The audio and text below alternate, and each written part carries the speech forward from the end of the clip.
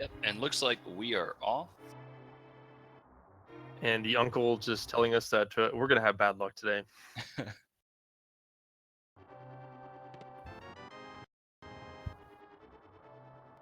Just an arrow upgrade there in that first chest in Link's house. How did he know we were going to have bad luck? So yeah, just a narrow capacity upgrade. We will be hitting up Uncle very shortly. Could be a plethora of items, as I mentioned earlier. Bow, hammer, red cane, blue cane, bombs, fire rod, and I believe a sword as well, possible. I say believe because I've never run into it myself.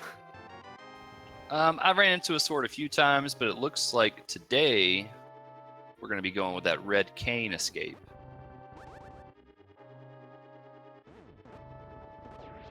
Red cane, definitely one of the more fun items to kind of utilize early, and we get an early moon pearl as well, which is very nice.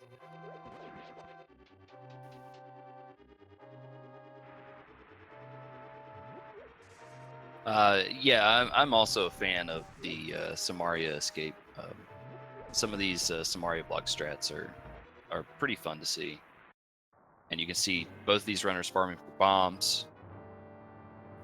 They want to try to get those 3 chests out of the way down in the sewers of escape. So these runners will be looking for bombs.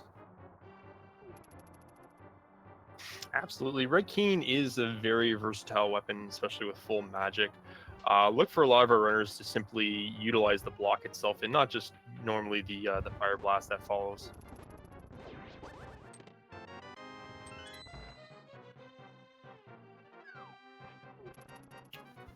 Just grabbing a key there in that first small chest.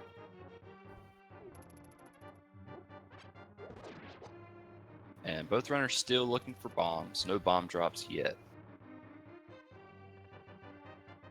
Interesting that there hasn't been any right now in the prize pool for the guards, but we still do have the rat and snake prize pools coming up.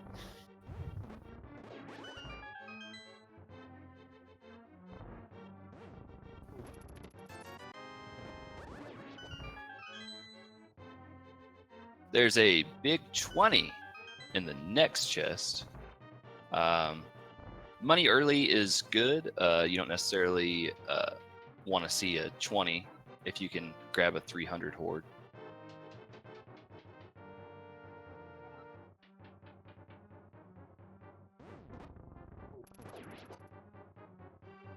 Right now, both our players are making their way down to the ball and chain guard. Typical strat for the red cane here would be to pick up both pots here and just utilize it on the guard. Yeah, the pot strats are quite a bit faster than red cane, and most of the other escape items. I believe fire rod is faster, and maybe bow. I'm not quite sure how many arrows it takes, but I do know that those 2 pots are pretty quick in comparison to some of the escape items. Oh, for sure. Bow, of course, would only take 4 arrows to take out the ball and chain guard.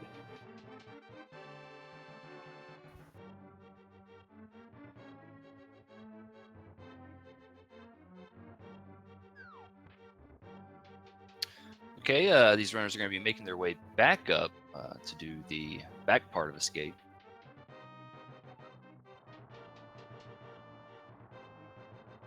No lamp necessary in this particular mode. The lamp cone will be present. So no dark rooms in escape today.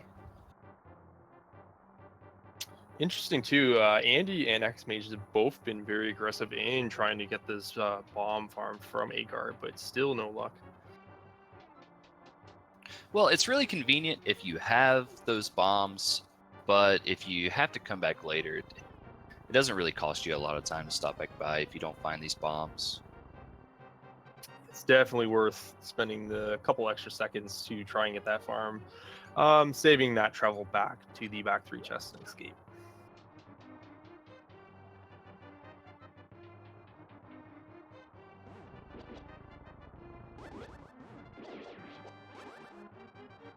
Farming our sewer snakes now, still no bombs. These prize packs are not being friendly today.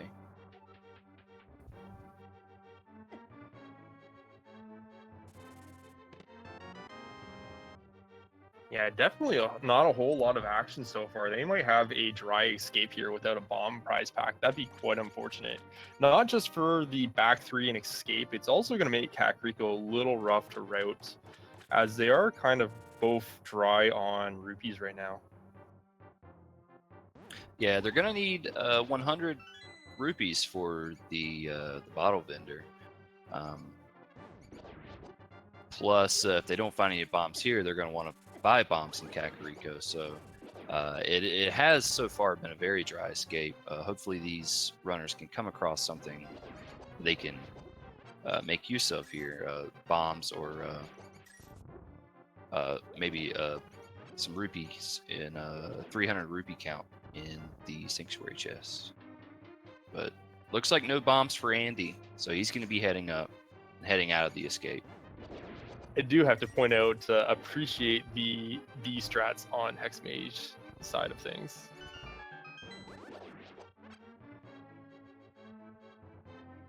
And yeah, Hexmage being out of magic, both our players are conceding the bomb play and are going to have to venture on without checking these back three here. And if you're one of these runners, you almost have to wonder if your opponent got a bomb drop and maybe picked up something really useful in that sewer escape. So this would be something that'll be on the minds of both of these runners. But as we know, neither of them had bombs, so neither of them found anything useful. We do get a map check here. Crystals 1 through 3 for all 3 Light World dungeons.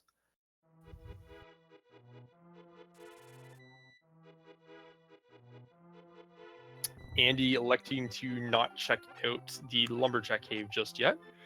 I believe traditionally he likes to check it with boots. He's going to go ahead for a Lost Woods check right now. Meanwhile, Hexmage, is going to go in for the Scout. Both runners getting magic pods from the tree pool. So still no bombs. Yeah, no bombs from the crab, no bombs from the tree pool. 10 arrow upgrade. And I missed what was on the Lumberjack Cave. I actually missed it as well.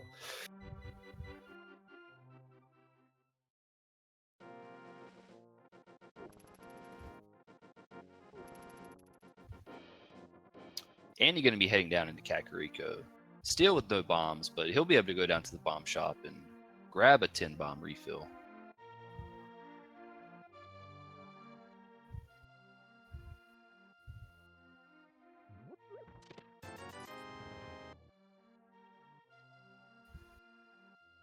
All right, so Andy electing to go to the back of the tavern first. He's also going to be cashing in his bottle for Sick Kid, just in case he does get bombs first. And then we'll go into that shop. And we do see silver arrows from the Sick Kid. Wow. Well, we do know this will not be a silverless seed.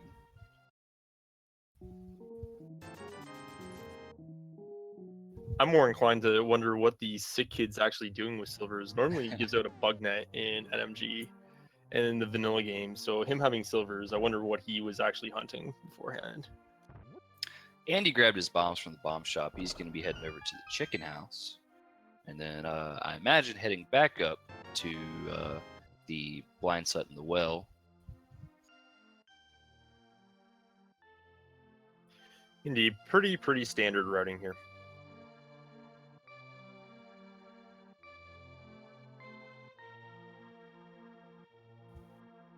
And I imagine he's probably going to be hoping for some rupees down in the well or in blind sut to stop by that bottle vendor, not have to worry about coming back later. Yeah, both our players will be able to farm the required amount of rupees here with the well and the back of Blind's Hut. And more bombs. Andy finding a lamp down in the well.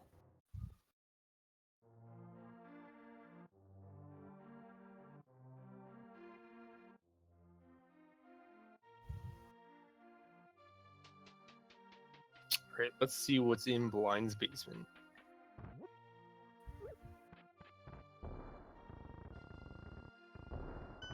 Andy Andy trying to blow up the right wall. But he does find a bug net and 50 rupees, an arrow upgrade, and a single blue rupee.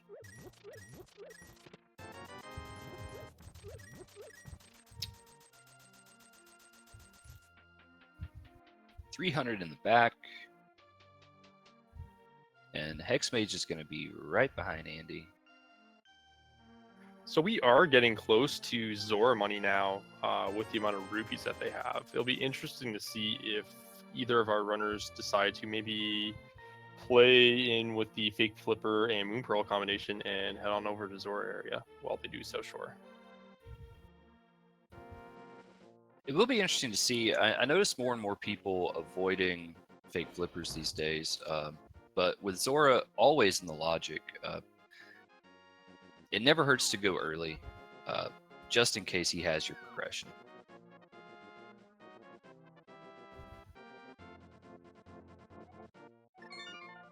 All right, and the race game's another bottle. Andy's going to elect to defer. He's not grabbing that, and he's going to be probably heading on over to South Shore now.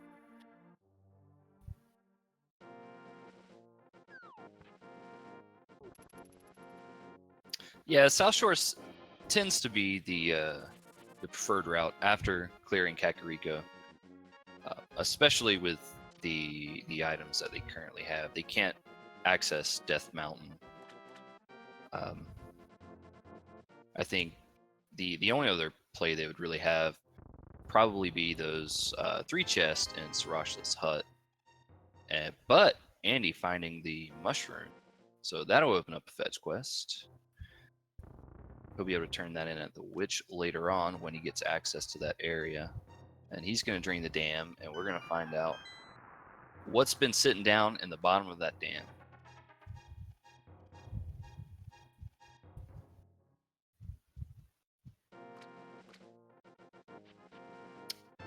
And that is an ice rod.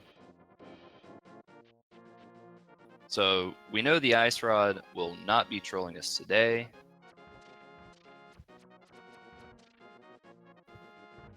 Yeah, nice rod to get out of the way early. Ice rod, one of those items that is only held back really by T-Rock in Trinex within Logic or GT if TR is actually a crystal. So very nice item to get out of the way early. Andy actually electing to use his B here. Love this strat from him. Well, the B gets rid of these mini Moldorm pretty quickly, and you don't have to worry about using your magic, and especially with no sword. And he's gonna castrate again. That's nice. Hexmage, meanwhile, has elected to check out Sastrola's hut. Not much there, but we do see flippers on Andy's side. So now that puts Zora a lot more on their plate. Yeah, with those flippers, they'll be able to grab the ledge item and also the 2 items in the waterfall. Looks like Hexmage is going to head straight over into Eastern, and Andy making his way down towards either Ice Rod Cave or, well, he's not going to fake flipper because he has the real flippers. So we're going to see what's in Ice Rod Cave, and we're going to see if Hexmage can grab anything out of Eastern. Yeah, on Hexmage's side of things, we see a nice early aggressive dip into Eastern. Not a bad play. He's going to route in South Shore a little bit later, but he does want to see if he can get an early advantage with Eastern Palace, maybe having some worth.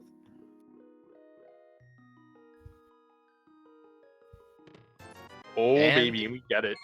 He finds the glove. So now Hexmage does have that access to Death Mountain. So I imagine he'll be making his way up there relatively soon, but it looks like Andy is going to be heading over in the same direction. So he's going to find his gloves pretty soon.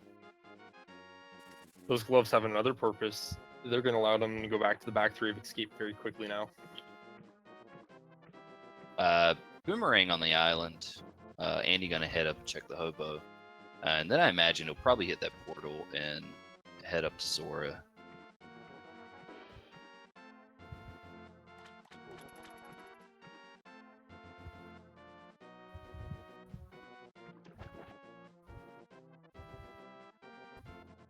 And what does our sleeping hobo have for us today? That is a flute.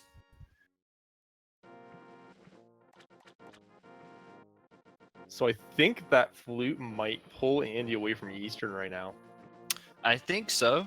Andy knows he has access to Death Mountain now, so he may put off that Eastern play since he doesn't have a bow to complete it.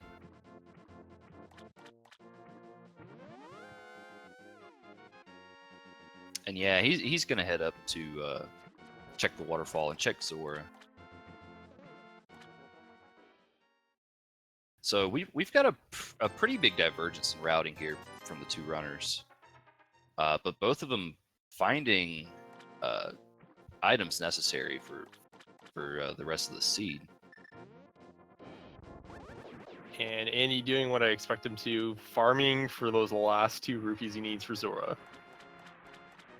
It's always a tough call coming up to this area without the 500 rupees because you never know if you're going to grab a 50 chest or a 300 rupee chest in the waterfall, or if you're going to be able to find those last couple of rupees. But he does see those 300 rupees on the ledge, so he may just grab those and then circle back around. Absolutely, he will. Hexmage's side, I don't believe we found too much more in Eastern here. Did have to grab the vanilla big key. We're going to check out the chest here. Just a compass. So the glove's the real prize in Eastern right now.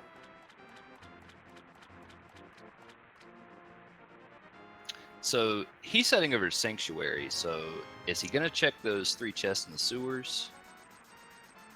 Or is he going to make his way up to Death Mountain? Or both?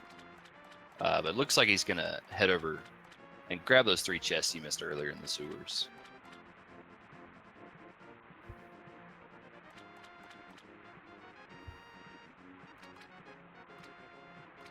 Now, if this turns into early Darkhold access in, say, the form of a Titan Mitt or a hammer, this could be very big route divergence coming up. But that is a mirror. Wow.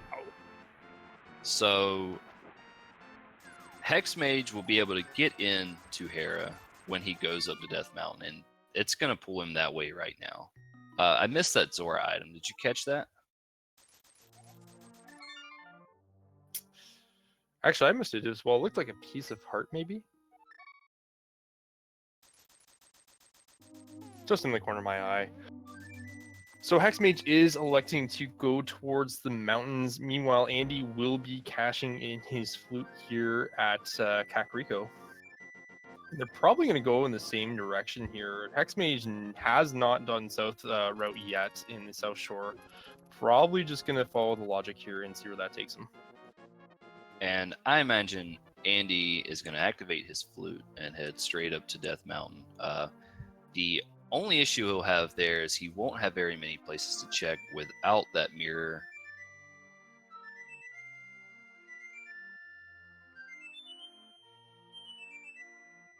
I mean, if the seed's kind, it's going to pull Andy back to Eastern eventually anyways, looking for that glove. So that's really going to help him out. Just grabbing some bombs from the old man. Andy is pledging allegiance to his swag duck.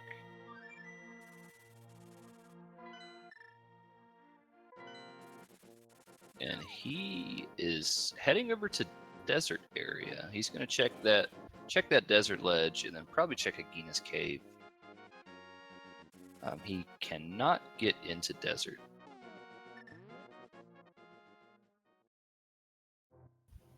Tight. Oh.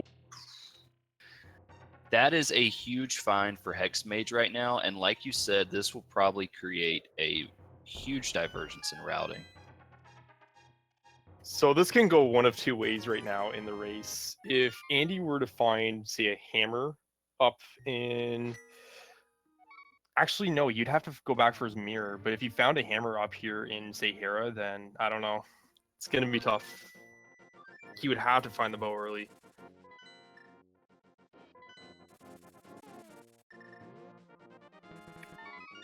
Hexmage with a nice bomb drop across that gap.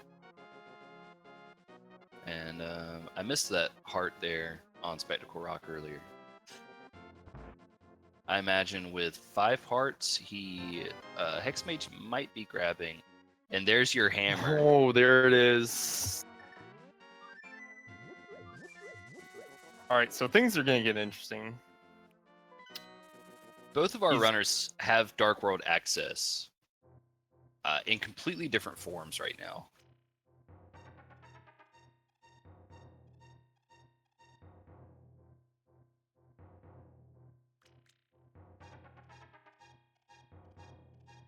All right, I feel like the next like 7 minutes of this race is really gonna tell us where it's gonna go for both our runners here.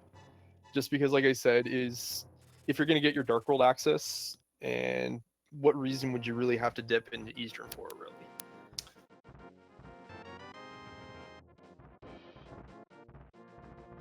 It's a tough call. And he's grabbing his bombs here, and he's going to grab his Power Glove. We know his mitts are in Eastern, so we'll see if he can make his way back over towards Eastern anytime soon to grab those Titans mitts.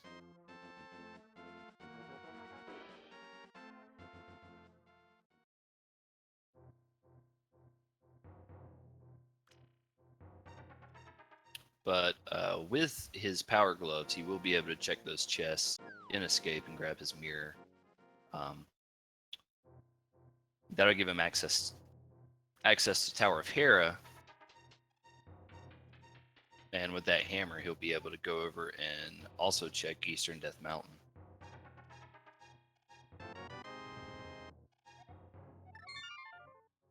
This already is a pretty fun seed.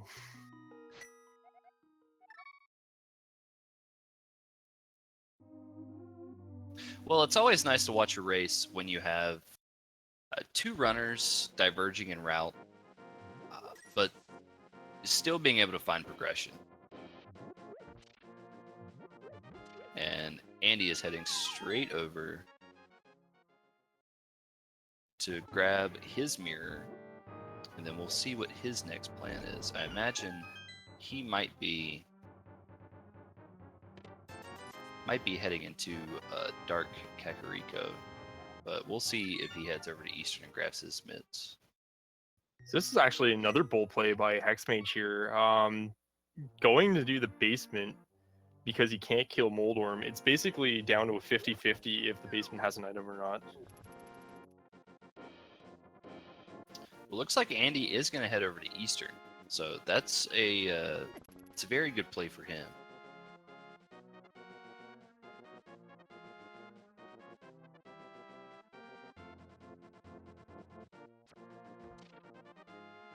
Well, he is heading over to Stash. Let's see if he does commit for Eastern.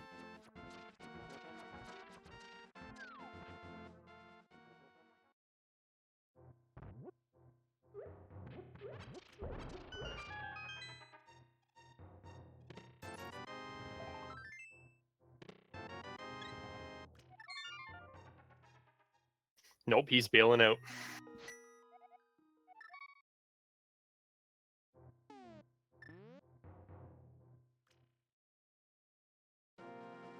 All right, so with the Mirror, Hammer, Power Glove in hand, Andy's going to go over now and probably dip Hera and look for him to go to East Death Mountain afterwards as well. East Death Mountain has a lot of potential right now. Unfortunately for Hexmage, he's not going to be able to check East Death Mountain until he turns in his mushroom, until he finds his mushroom, turns it in, and grabs his hammer.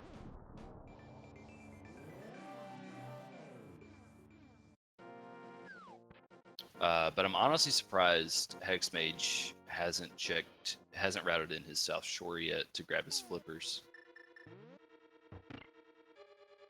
With the Mirror and Titans, he might be thinking to do kind of a big South Loop leading down towards Dam and South Loop now, or South Shore.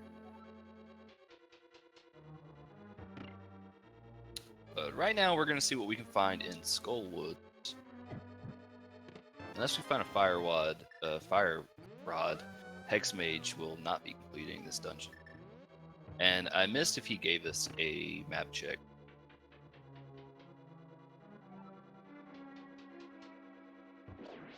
Yes, he did, actually. All through Penance, of course, in Dark World, Swamp, and T-Rock were Penance, and Ice Palace was green.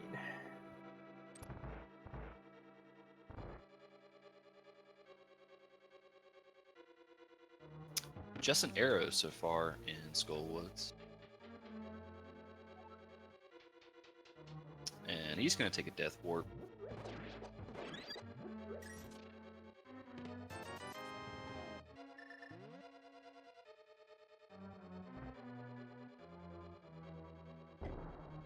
And he's setting up the bomb jump here, and Heron nails it. It's kind of a tough bomb jump without the boots, but Andy's experienced enough. I wouldn't imagine him having any that bomb. Right, there are several points of visual cues for that in many of the bomb jumps in the game. Without boots, even without sword, it's very tough.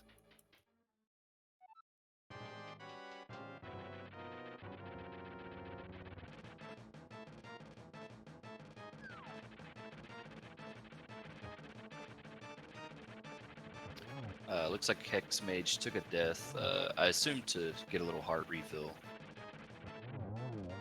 And he's going to be heading back over to the other part of Skullwoods. I guess he's got one chest he can check in there. Fortunately, does take another death in the Dark Overworld of the Lost Woods, so he's going to lose his Dark World access here and be right back to Light World. Yeah, that's a pretty critical death. Place to take a death. It takes quite a while to route back over to Kakariko and get that Dark World access.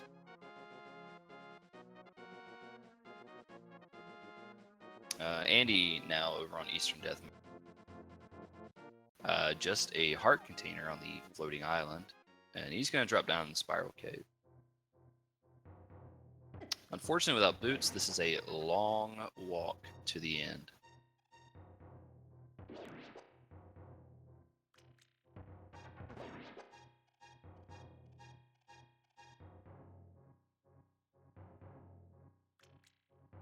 All right, Hexmage is electing to pass on Skull Woods for now. We'll be checking out the Village of Outcasts. We'll see if he dips into Thieves, either for partial or full commitment. And of course, he always has the option just to follow that south route, leading him down towards the shores. Well, I can't blame him for passing on Skullwoods for now, because without the Fire Rod, he's not going to be able to complete it, and he only has one chest left to check before he'd have to leave anyway. Many more locations to check here in Dark Kakariko, including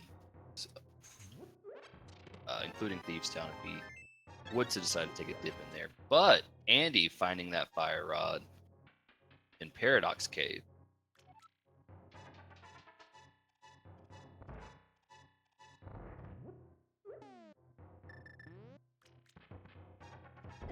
So with that Fire Rod, Andy will be able to route in Skull a little bit better, but he is still looking for a sword, unfortunately. We do get also a Quake Medallion in the 7 Chest Cave.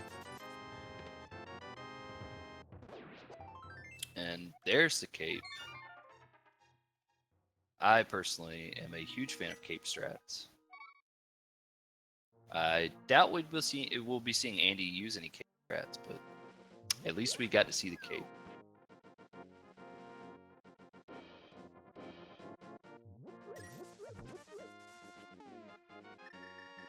All right, looks like Andy's going to be dipping Dark World access here, probably starting from Hype Cave. Has 3 options from there. Can just save and quit, can go up north towards Pyramid, and can also go west towards Cave 45 and the Stumpy check as well.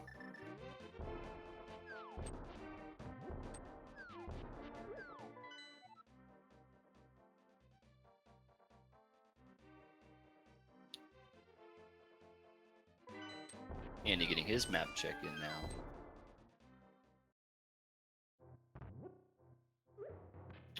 Let's see how Hype Cave's going to be for us today.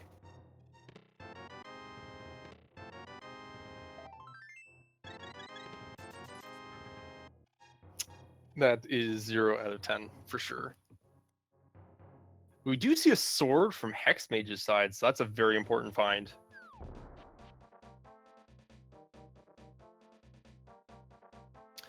It is, especially considering how stingy this seed has been so far with health and also swords.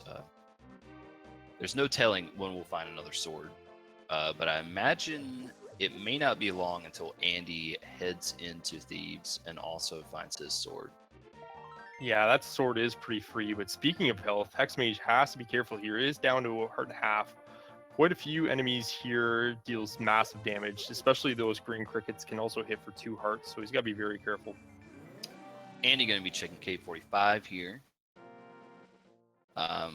It's always nice to get it out of the way early because it's, at least for me, and I know quite a few other people, it's one of those places you tend to forget about or put off for a while if you can't route it in, and it's such a bad place to forget about, and it holds your progression later on.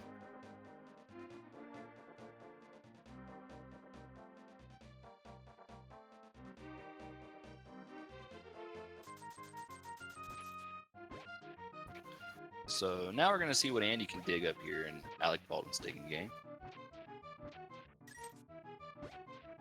Hexmage being very careful with those crickets over there.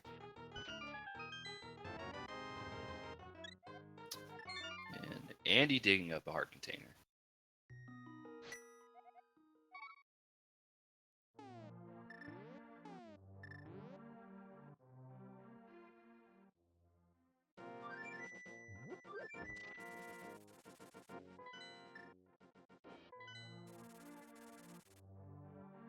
All right, so Andy is in fact going to follow up with the Skull and Thieves combo, both crystals. Very, very sharp routing here. Yeah, that fire rod helps Andy out a lot. This will be a quick trip to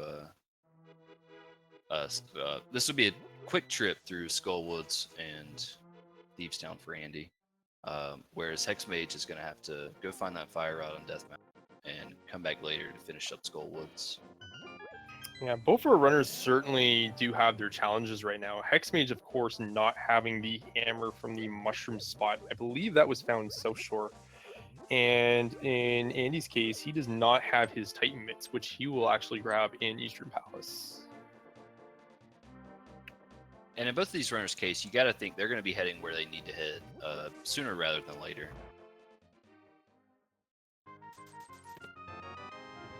Right, like we're 32 minutes into the race here. It feels like their Light World kind of has stuck in of where they're going to route next, and they're kind of just play to the strengths of the items they have. So, I mean, the big question is, when is Hex going to get his mushroom? When is Andy going to get his Titan Mitt?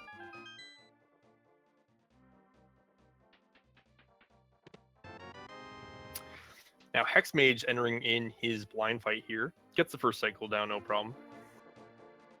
Andy picked up his plastic shield down in the bombable hut in Village of Outcasts. We're seeing some red cane strats. Actually very safe to utilize over, say, a hammer strat right now or a sword. And he does kill off blind here. Great work.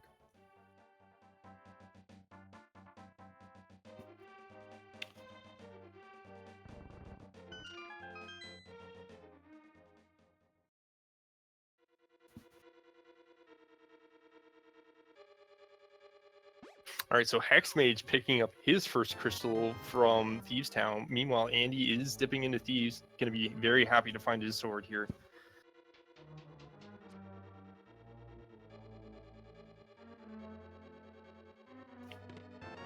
I imagine at this point, Hexmage is probably going to do the same thing Andy did. He's going to, and maybe K45 and then head over to Hype Cave.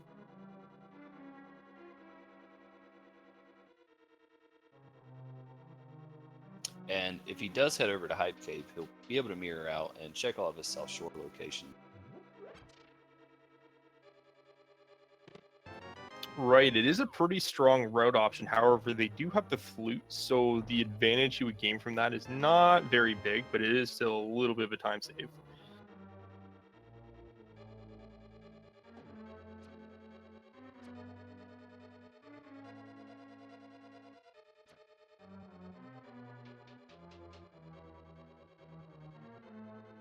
Actually looked like Hexmage is going to be heading back up north.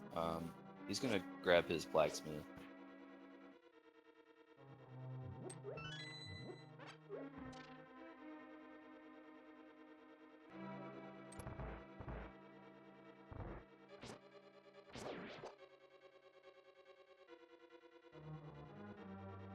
Now this might prove huge for Hexmage.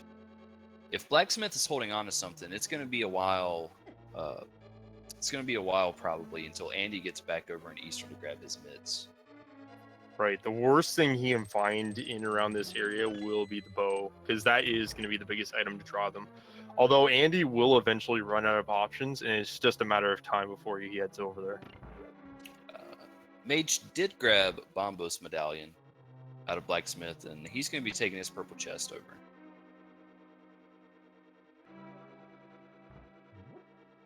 And he's going to be taking the south route. So this is how he's going to route in Cave 45 and Hype Cave.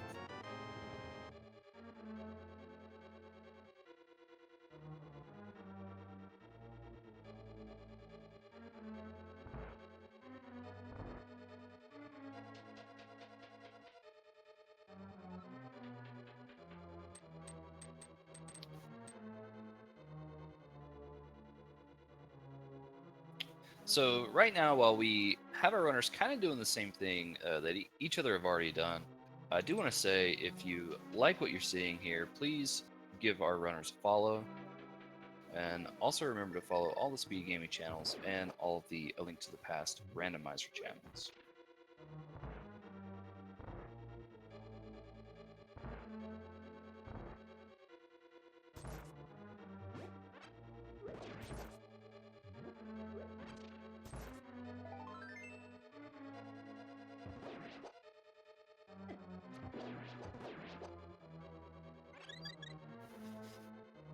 So it looks like Blind with the pug skin, the reskin there, it looks like she has not seen sun for years. So it's going to be very interesting to see what happens when Andy does bring her to the light.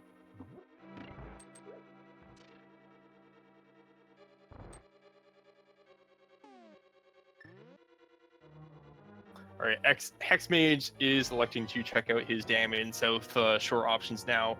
Andy is setting up for his blind fight. He is setting up for Red King blind.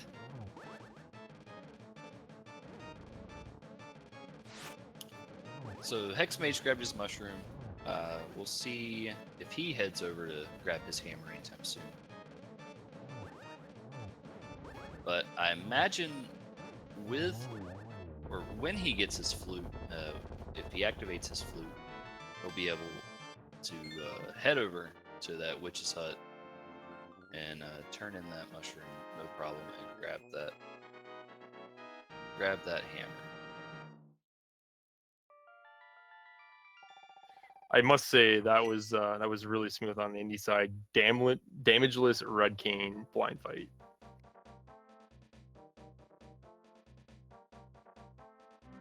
Well, I've seen Andy do his Red Cane blind fight quite a bit. Andy's pretty experienced in swordless categories, so he is. It's always a treat to see Andy do that Red Cane blind fight.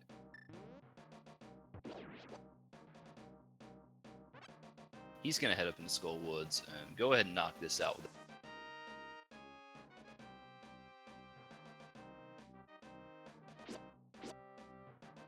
Meanwhile, Hexmage grabbing his flippers.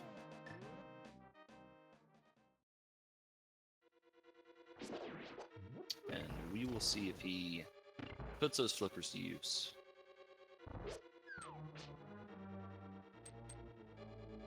But right now, looks like he's going to head over and check out his cave.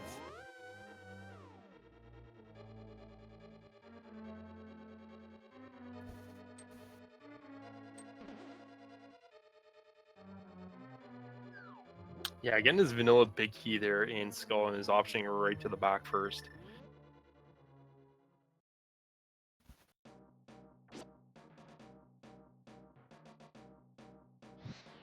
Very strong route choice, actually. It kind of tells me that he's going to keep on to Dark World Axis and maybe route in the northern Dark World spots right now.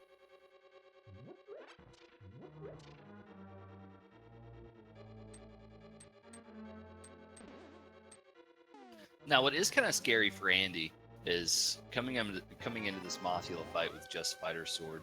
He does have Fire Rod to do a bit more damage, but Fighter Sword Mothula is such a scary fight. It could be tricky. It's really dependent on Moth's RNG on how long he hangs on the spikes for, but we should probably look for him to switch over to Hammer while exhausting that Fire Rod shot just to make the fight a little bit more manageable for him.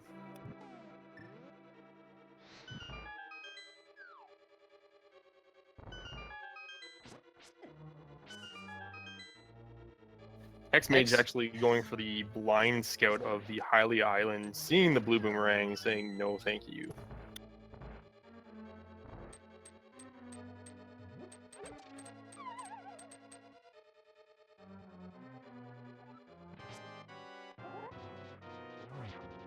So while Hexmage is gonna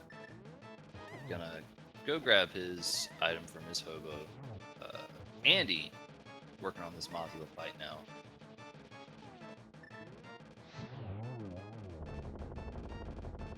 And makes very quick work of Mothula. That was impressive.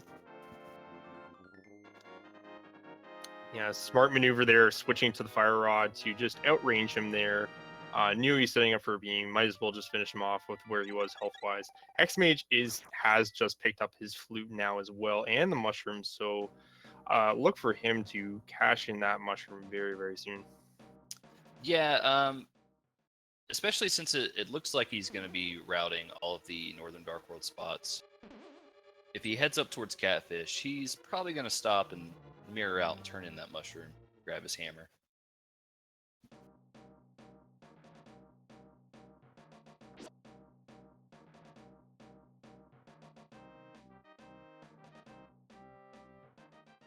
And once Hexmage does do that, like they're going to be pretty even on progression, with the advantage going to Hexmage having the Titans for now at least.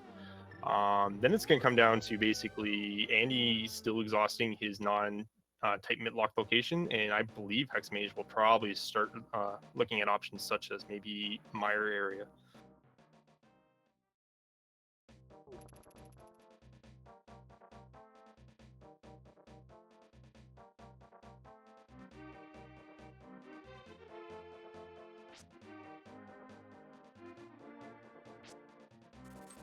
Oh, and that's exactly what he needed. Andy finding the bow on the bumper cave. That's very good for him.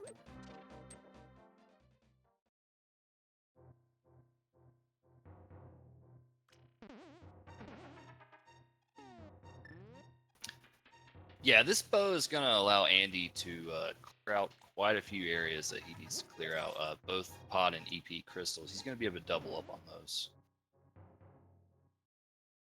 Yeah, he's getting a nice, efficient route there, but the real thing here is he's getting those Titan mitts.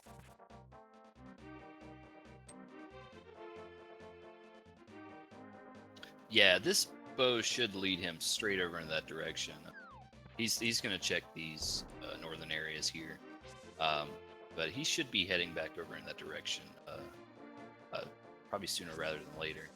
That bow is going to take him right in that direction.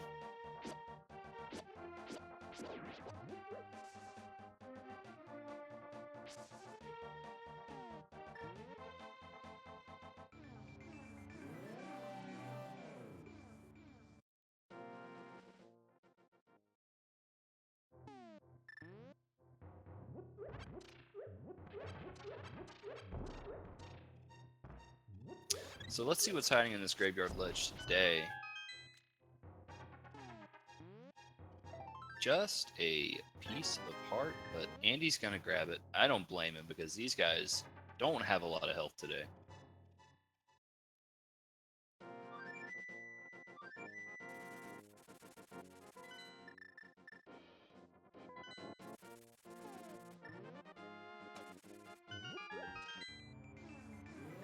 And Andy's fluting straight over back to the eastern area.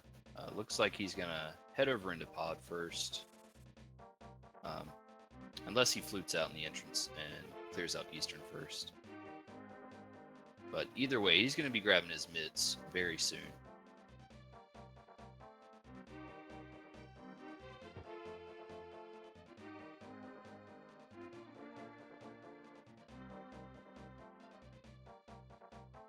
Meanwhile, Hexmage had to circle around, grab his 300 rupees off the ledge to pay for Sora. But unfortunately, he's not going to find much there.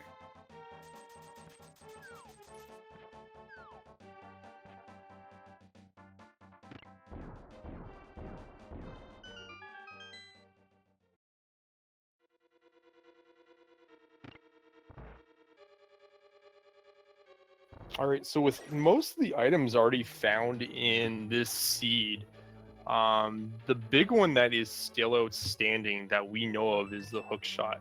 We're not quite sure what Myers medallion is going to require. Could be one of the three of Bombos Ether Quake. We know Andy has Quake and Hexmage has Bombos. Interesting enough, Swamp being a pendant, hookshot's not actually required for one Andy though, if he's able to find the boots.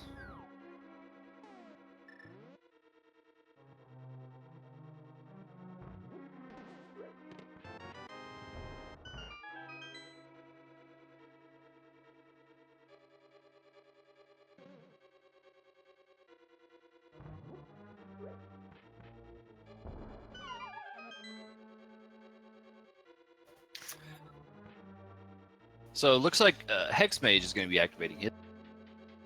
Meanwhile, Andy, he's going to be picking up a bunch of keys here in the front half of the pod.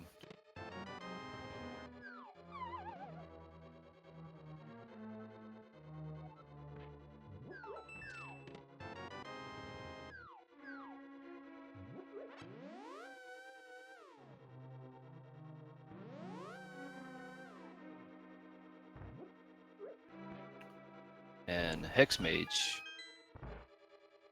back up to Death Mountain. He's going to be checking his eastern Death Mountain locations. Very wise decision for him, actually, because he knows where Mushroom was, leading to the hammer and the flute being so early. He knows to kind of just route back here because there's a possibility that Andy would have checked it early.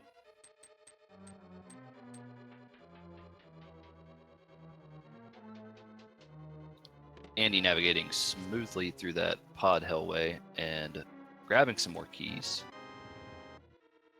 And a fire shield.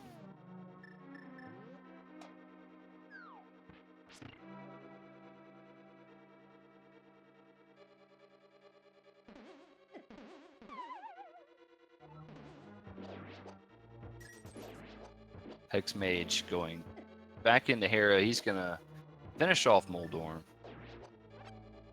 grab his second crystal, and then head over towards the eastern side. Andy did not look impressed with those beetles, taking out some frustration on them.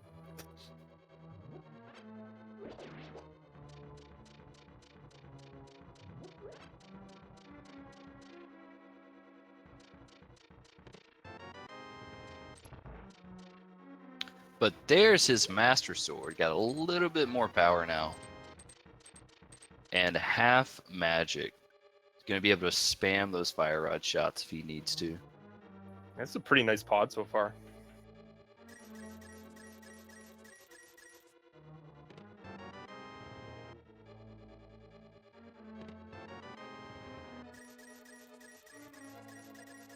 He grabbed his big key there.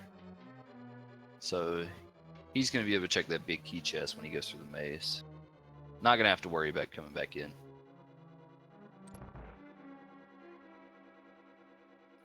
All right, we do have Hexmage over on the left here entering in his Moldorm fight. Using hammer strats instead of sword strats. Oh, falls down the middle of the hole. That's going to drop him 2 floors right now with a time loss of about 45 seconds. Yeah, while the hammer does significantly more damage than the fighter sword, at least with that fighter sword poked out, it's a lot more safe.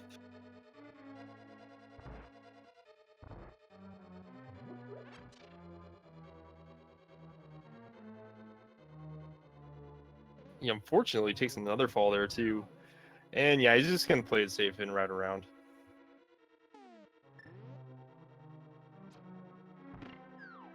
So Andy's going to be heading to his back part pod now.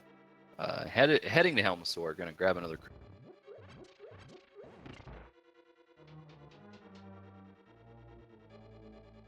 And with that cane, don't have to worry about pushing that statue around.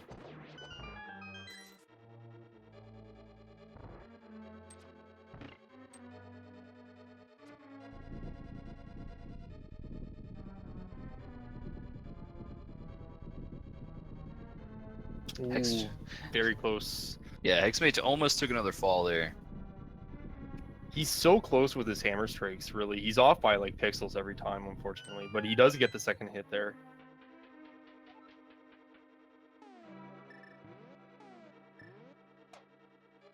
And he cleans it up nicely. Moldworm's out of the way. Don't have to worry about that guy anymore.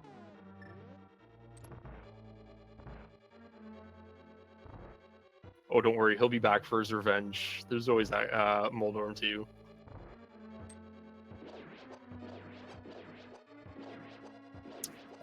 Very clean turtle room for Andy.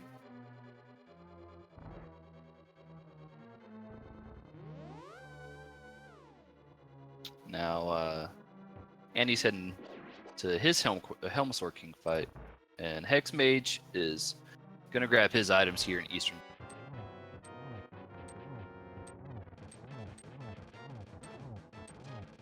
Now, with his Titan's mitts, he can come back up and check Dark World Death Mountain as well.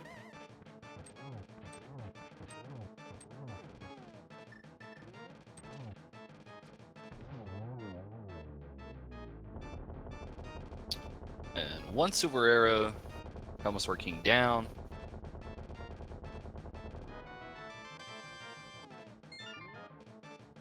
Just grabbing a map from Helmasaur King, but the good news is he's going to be heading into Eastern, and he's going to grab his Titan's mitts. Andy also on excellent pace right now, 52 minutes and has 4 crystals. He's been getting his 5th in about 4 minutes here from Eastern. Very, very good pace.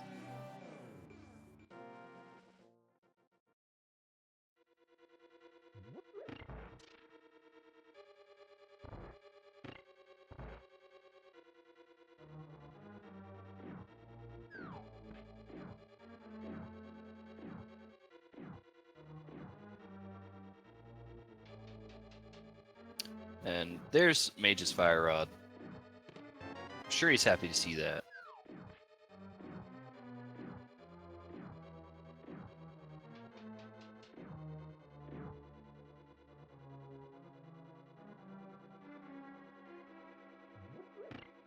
But having a little bit of a hard time with these mini Moldorms.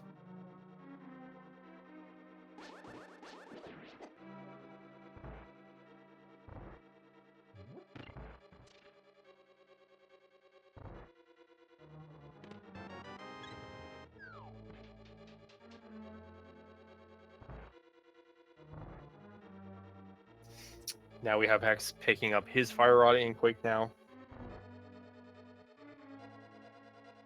Yeah, and interestingly enough, we don't know either medallion required for Misery Mire or Turtle Rock. Turtle Rock obviously not required yet, but may come down to that.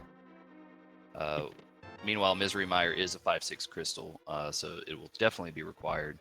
But I imagine we'll be finding out what medallion we need.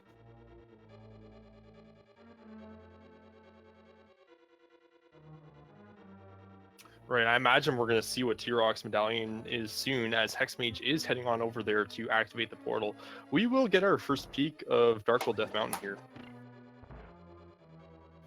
Yeah, since Andy didn't have his Titan's mitts, he wasn't able to check it earlier, but I imagine he'll be heading back that way at some point. And if Hexmage finds anything of value here, like, say, Hookshot or Boots, then he may have a little advantage over Andy, at least until Andy can find his way back.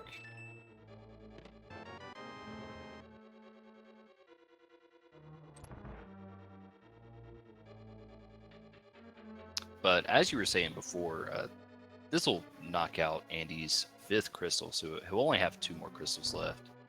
and not a whole lot of places to check.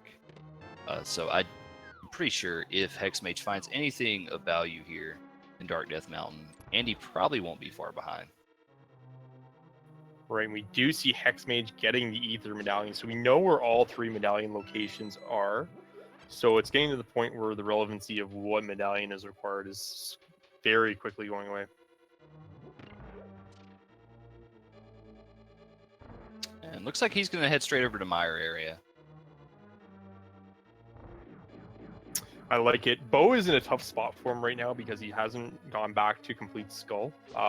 Probably will scout that out with the North Route following Skull, but right now he's going to check out the Meyer Shed area.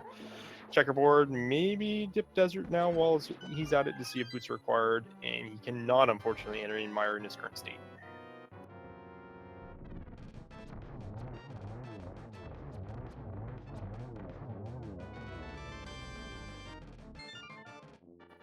Andy, meanwhile, finishing off his Armos fight with Silver Arrows, very clean. Just gets 10 bombs for his efforts, though.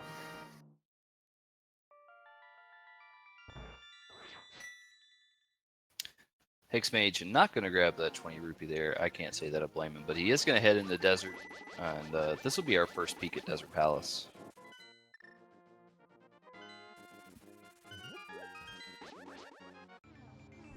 Yeah, and Andy's following suit here, checking out the Meyer area while he can. He wants to know what medallion is going to be required for Meyer here. We do see a small key on the Desert Torch as well. Doesn't mean that boots are required just yet for Desert, but very high possibility if Big Key is not in this map chest here. Yeah, so these runners will be coming back with boots later on, so we know that this will definitely be a boots required seed.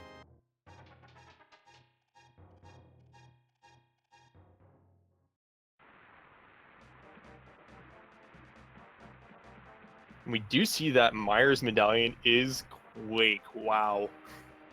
So the one medallion Andy does have, if he does end up routing in Dark World Death Mountain, he will run into Ether for T-Rock access as well. Pretty free there.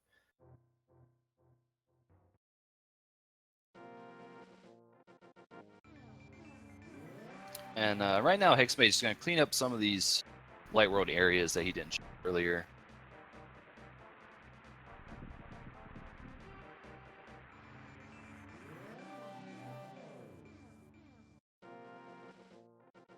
Meanwhile, Andy is going to go down and he's going to find out that Desert Palace is boots locked.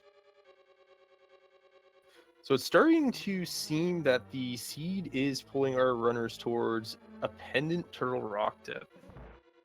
They do have the option to dip into Ice Palace. Without the hook shot, though, how the keys generate sometimes might require them to do some bomb jumps or mirror.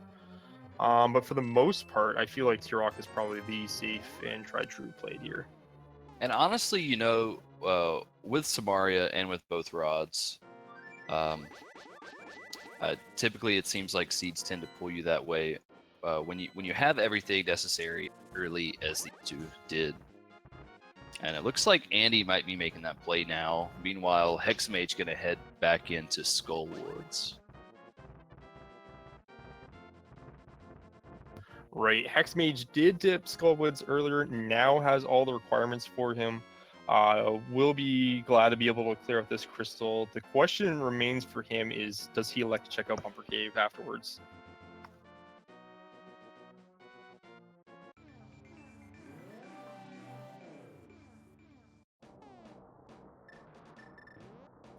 Well, considering that well, actually, I'm not sure if Hexmage checked his northern areas on the graveyard ledge. If he didn't check that, I imagine he might route in his Bumper Cave and graveyard ledge here.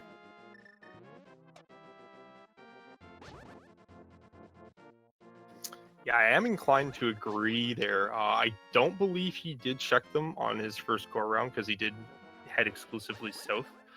I feel at this point just depends on if he feels behind, if he needs to make a play, or just stick to his route and see where it gets him.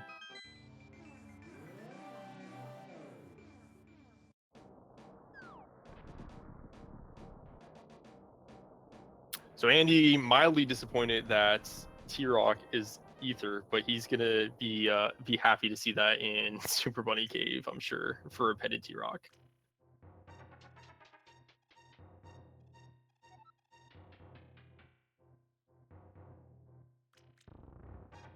And Hexmage, he's gonna head back and knock out his Mothula fight, grab his third crystal, and then hopefully head in the direction he needs to head.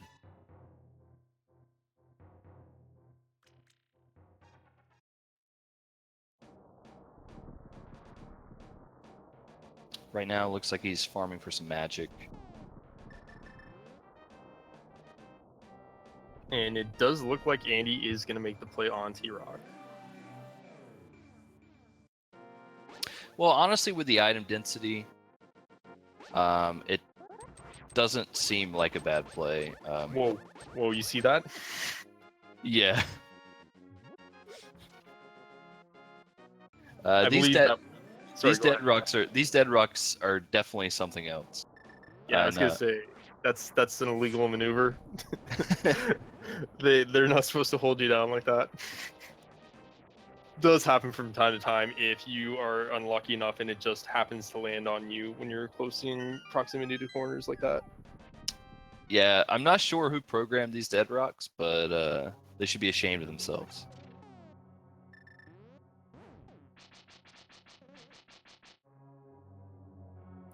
Hexmage also with a really nice Mothula fight, closing it out with some hammer strats and grabbing his bombs. So we'll see what direction he heads in now.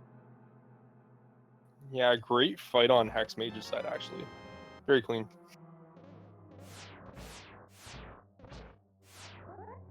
So without the hook shot, Andy is gonna have to take the long way around the torch maze.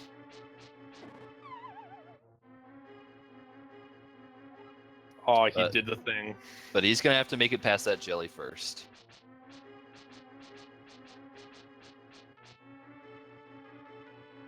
I wonder how many souls that jelly has claimed. Well, I know it's claimed mine a few times. Yeah, and Andy does remember to go down to the bottom first.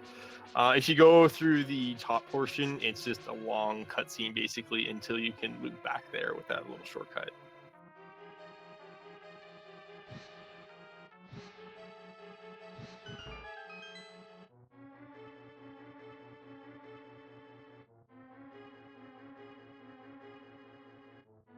Hexmage setting up his big chest bomb jump just to find another small key.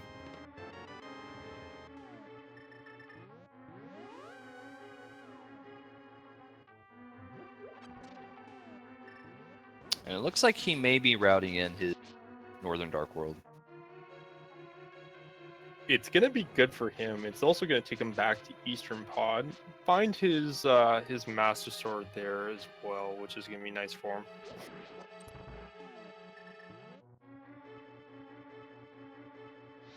Yeah, right now these runners aren't looking for too many things. They're still looking for a hook shot, and they know they're going to need those boots. But they're also going to need well, at least for Hexmage, he's going to need that sword, but he's going to pick it up because they're at least going to need that Master Sword for Ganon. But with Silvers, at least these runners won't have to worry about Master Sword Silverless.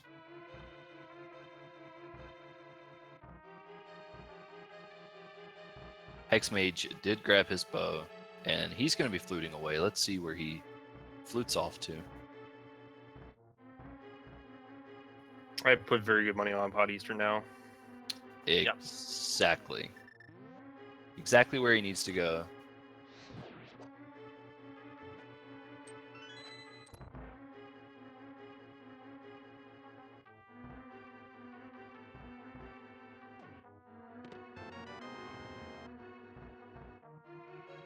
And Andy not having any luck yet in Turtle Rock, but he's still got a few more locations he can check out.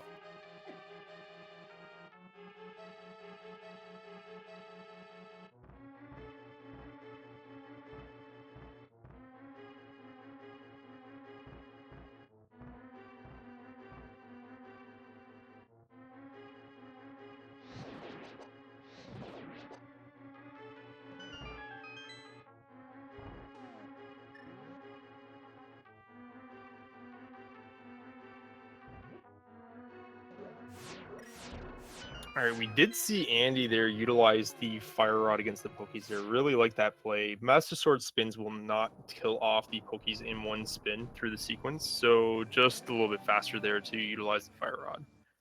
Yeah, and it's especially a lot better than having to deal with the Pokies, Master Sword Pokies, and those fireballs shooting at you.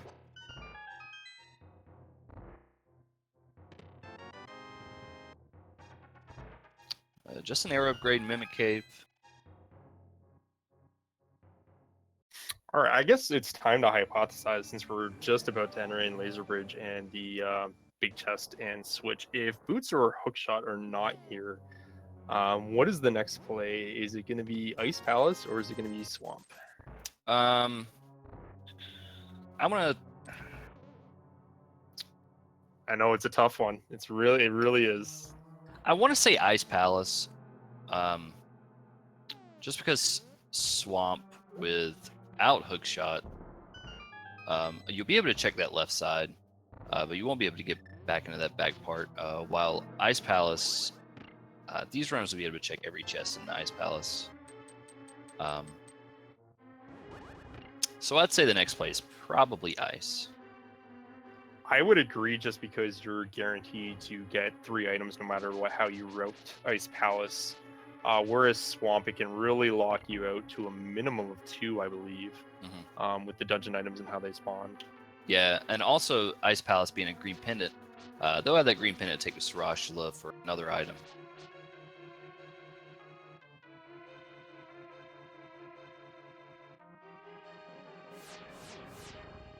But we're coming up on Laser Bridge now, so we'll find out very soon if Laser Bridge is going to hold our items today. Meanwhile, on Hexmage's things, he's entering in his Armos fights. So he'll have 4 crystals after this.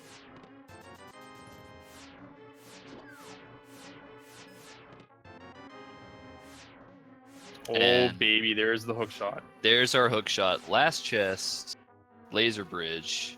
Who would have guessed it, right? So I guess we still have 1 item remaining. So Andy's going to head back into his Trinex fight. Seems like it's going to develop into a pretty free route for Andy now. Just going in for that hookshot cave might option on Spike Cave. With Mire now fully accessible to him, he probably will dip there next. Which will also be valued because it will unlock the Fat Fairy play right now for him.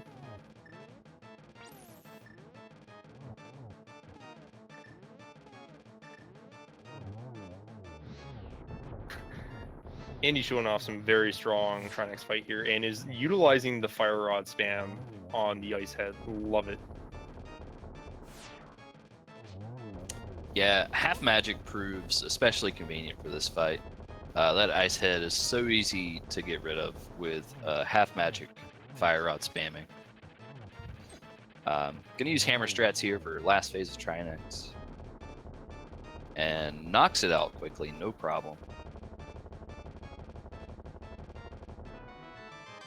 And Hexmage is gonna be grabbing his half magic as well.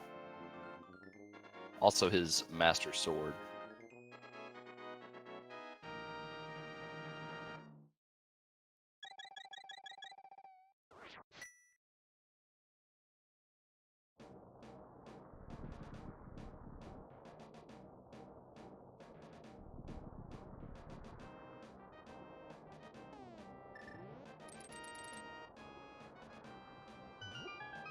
So yeah, with that hookshot find, he's gonna check out Hookshot Cave. He's probably gonna head over and check out his Spike Cave.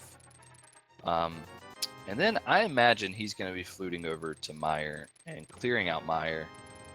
That'll give him his 6th crystal, as well as a 5/6 crystal, should those boots be hidden away in the Pyramid Fairy.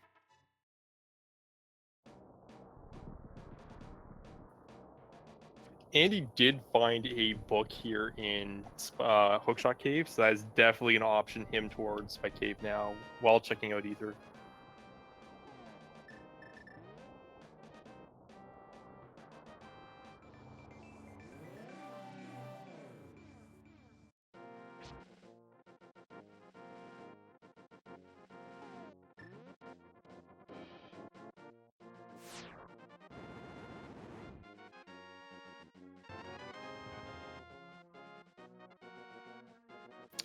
just 10 arrows from the tablet. Andy's going to be heading down. He's going to put that cape to good use in Spike Cape. Also slashing the bushes, see if he gets a fairy drop or a couple hearts there. Did get one just to kind of extend his trip in here and save a little bit of magic.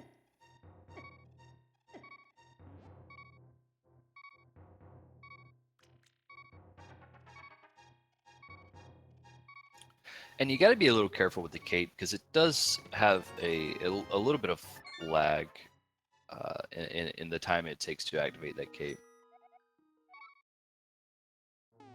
But Andy doesn't have any problem. He's going to be heading out of here, and I assume going to be heading over towards Meyer.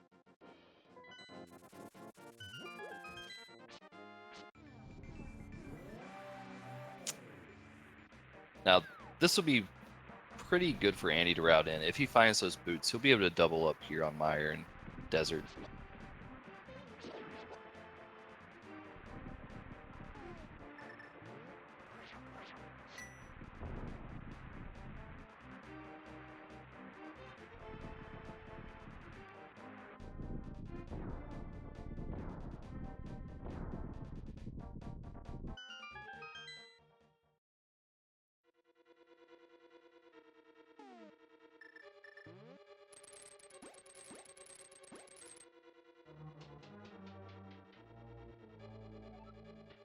All right, I guess I'll ask the question here now too. If Meyer doesn't have the boots, do you just go for your next pendant or dungeon, or do you check pedestal first?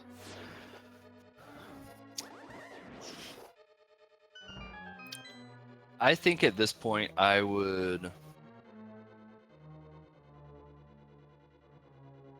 think I'd probably head over towards another pendant dungeon. I'd probably head over to Ice and just knock out Ice and then grab that green pendant. Look for those boots in there. If you don't find the boots in there, finish it out, grab the pendant, turn it in. And then at that point, after knocking that one out, I think I'd head over and I'd check out that pedestal. Or either just dive straight into Swamp, because you got to know at that point that those boots are going to have to be in Swamp Palace. Pretty similar for me. I think I check out that ped as soon as I can, just because with Swamp and Ice being very quick go mode dungeons, you can definitely save a lot of time by getting that early information at the cost of about maybe 30 or 40 seconds. But optioning Ice first and Green Pendant, definitely another sharp play that you have at your disposal. Yeah, and that is really true. If you know that you just need to clear those out to get back to that pedestal, that will save you a lot of time in routing, because both of those dungeons are very long dungeons to full clear.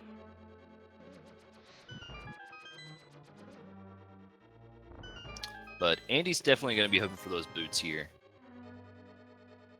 Does get his first item in the big 20 red rupee there.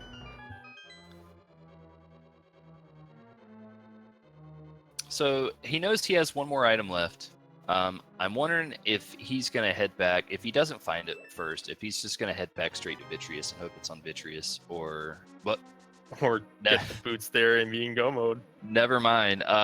Andy, ALG Andy, is officially in go mode. This is going to be great for Andy because he's going to be able to mirror straight out of here when he finishes up and double up on Desert and then head up to his Ganon's Tower.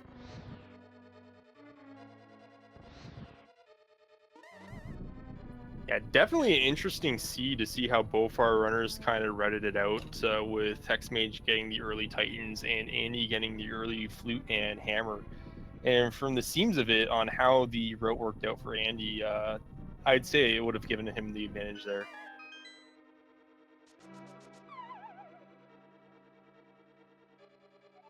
Definitely getting that bow as soon as he probably could have at Upper Cave really did help him out there. Yeah, that early bow really helped him out, and it helped him clear out a lot of crystals really quickly. Whereas Hexmage was looking for that bow for a while and wasn't able to clear out as many crystals. But Hexmage will be almost caught up in crystals here. after his desert palace, but he's still got to find the hook shot, and he's still got to find his boots. So hopefully when he leaves here, he'll head straight over to that hook shot. I say straight over. Hopefully he heads straight over to Turtle Rock and navigates his way all the way to all the way to his last chest on Laser Bridge. So Andy looking for his big key. There it is. He's gonna head straight to the back.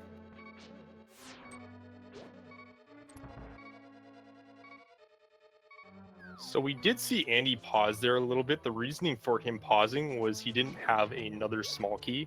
So if he burned the small key to go through that side door there, he wouldn't have been able to utilize one to get up north here for the quick route.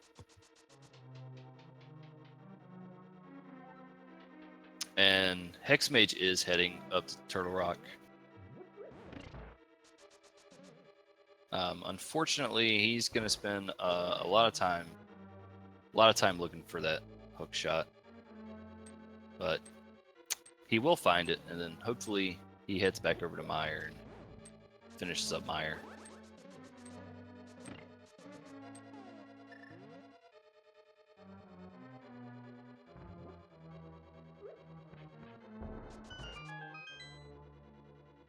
Right, he is making the right plays to get back into sequence here, but for him, unfortunately, he does have a full Turtle Rock clear ahead of him.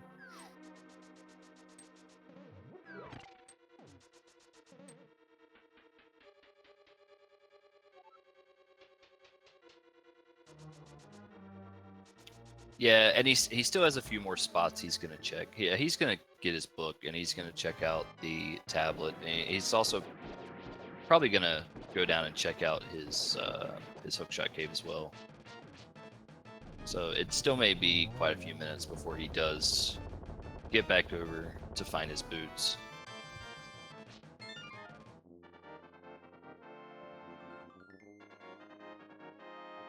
All right, Andy finishing off his victorious fight very clean with those silver arrows.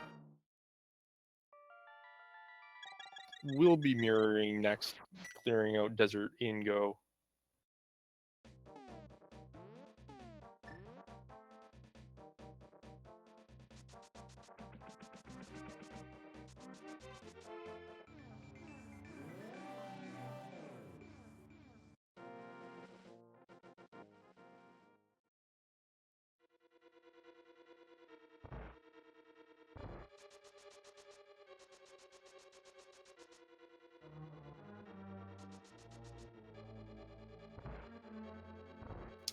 Yeah, he's going to bonk his torch here, and he's going to grab his key. And then I imagine he'll be heading straight to the back. Once he finds his big key, he'll mirror back to that door and then head straight to the back. I'm curious to see if he'll actually go through Cannonball to see if he can get another item, unless the item's in here. Oh, there's the item, so Yeah. Cannonball will have a big key.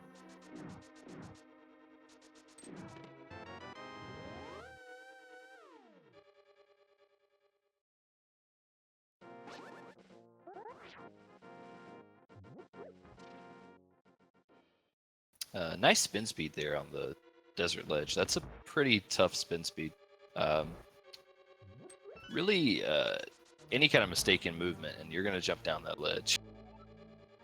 Yeah, didn't even utilize the menu traditional in that strat to menu over to the lamp. Hexmage unfortunately did take a death in the roller room there, but it isn't going to really cost him too much time, as he is going to be able to get quickly back up on his feet.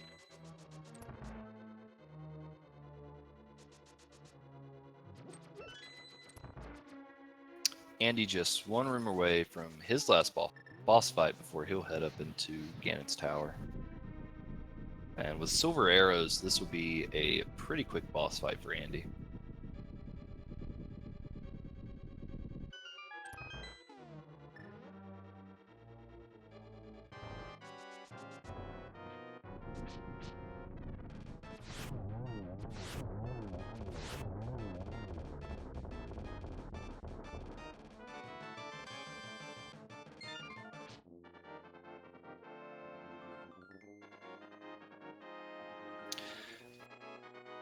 And Landmolus is down, and with that, Andy's going to be heading up to Death Mountain. He's going to be heading into Ganon's Tower. We've got a game we play. Ganon's Tower has 22 locations possible for this big key. Pick a number between 1 and 22.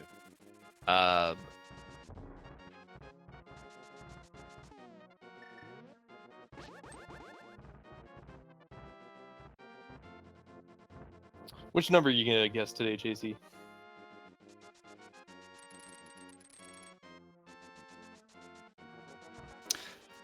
I'm going to guess number 8. 8 is always my go-to and never get it right.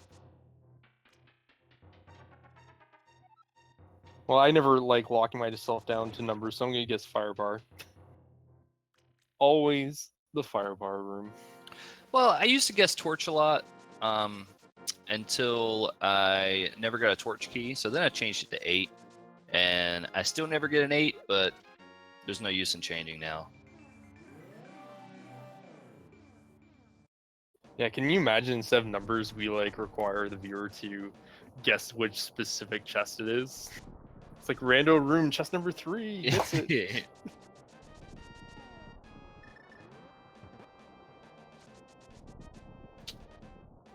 The worst is when you don't find it on the left side, but you do.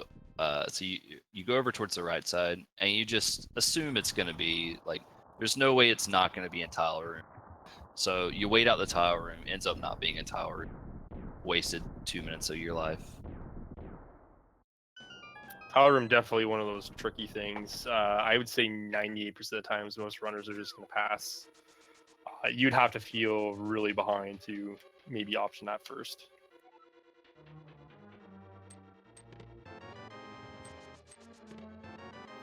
Andy finding a small key and another small key, and he's going to head right. I would say when getting the small key on this right side here, kind of the safe play to go right first. You don't really have to overcommit, and you can decide to just mirror out after the 4 and grabbing the skull pot in the next warp, rather than just go all the way to the Ice Armos. And it looks like Hexmage took a death. I'm not sure. That may have been an intentional death. I didn't quite see where he did take that death. So far, not a lot in Ganon's Tower until that big key. There it is. And he's got 2 small keys, so he doesn't even have to go for that pot. He's just going to go straight up. Now that was 5, so if you guessed 5, you win something. That's all I know.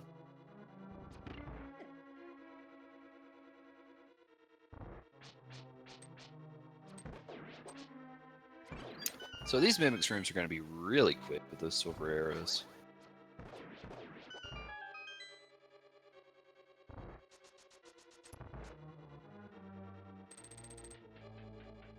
Yeah, very tight Mimics 1 and 2 from him. Very nice utilization and guiding them to exactly where he wants to. Does get hit by the spike though, but it does push him towards the stairway, which is exactly where he wants to go anyways, so not really much of a loss of time. Got slowed down a little by the cannonballs, but he got through this. That cannonball room can be pretty tricky. Yeah, it's very dependent on the RNG, how that room handles. Right, Hexmage making his way through the laser bridge right now will be getting his hookshot shortly.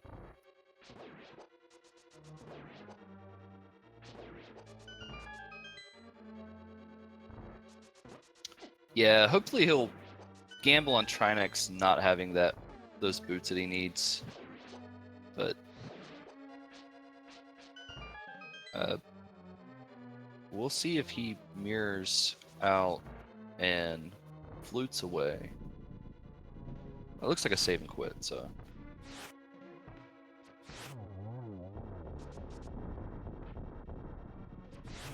Yeah, he's going to pass on Trinex.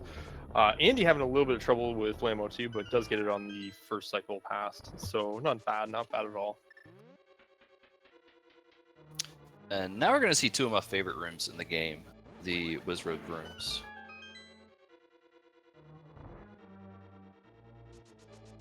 Hey, you remember how much you used to struggle with being in this room as a kid, and now you just use red cane and finish it in like 5 seconds? It's cool. And Mage is going over to Meyer. Good move for him. He'll grab his boots and be able to finish this up. Unfortunately, it's going to take quite a bit for Hexmage to catch up with Andy at this point.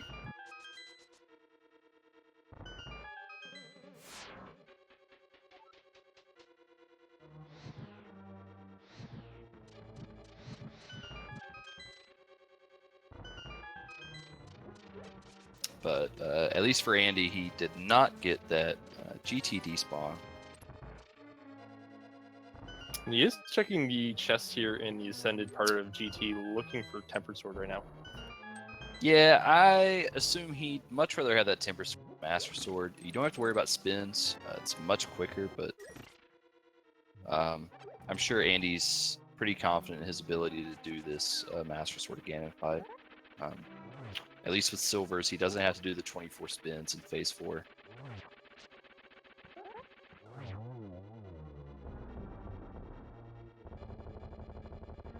But I think if you're either of these runners, at this stage, both runners are 2-0, and both runners are really good runners this game. You got to think that that your opponent is also pretty close to finishing if you're Andy, and if you're Hexmage, you got to think that your opponent is probably also still really close to finishing. So, in Andy's case, I don't blame him for looking for that Tempered Sword. But Gonna line up for that sick triple there too. Yeah, it's a really good pattern. Just a single there. Sometimes you just get bad luck with these patterns. But every now and then you get that sick lineup for those triples.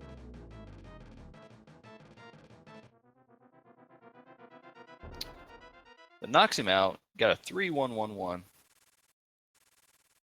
Mage is about to grab his boots. He'll be happy to see those. And Andy is going to be dropping in his Ganon fight at about a little less than 1 hour and 29 minutes.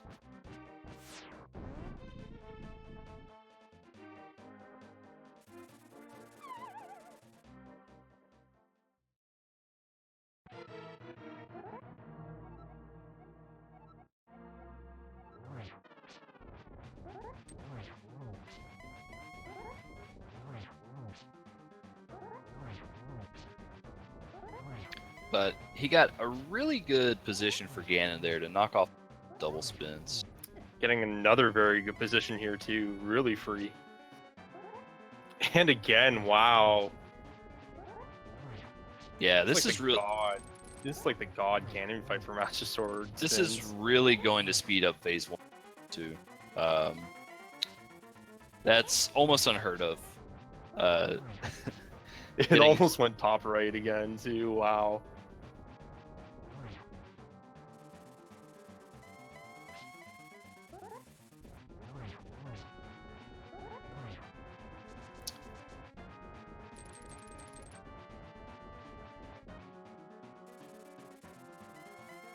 Alright, does get his required amount of spins. He's now heading into Phase 3 of the fight. Takes a bat to the back and is going to take a death. Yeah, that is unfortunate because I believe he's going to have different Ganon teleport patterns this time around as well.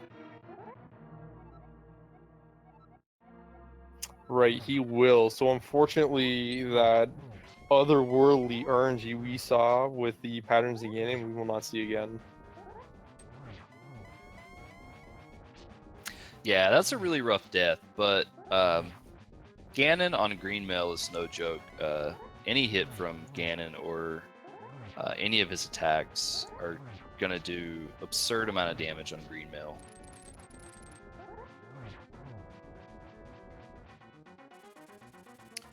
Meanwhile, Hexmage is grabbing his big key so he can head back and finish up his Vitreous fight. Gets the money spawn there in the top right. Yeah, so even though his Ganon powers, or his Ganon teleport reset, at least he did still get a couple of good spots there.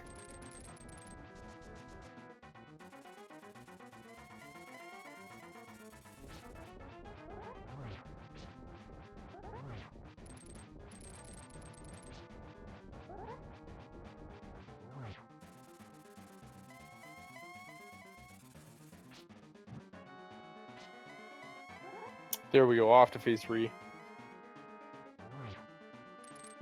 Yeah, just gotta watch out for that bat circle.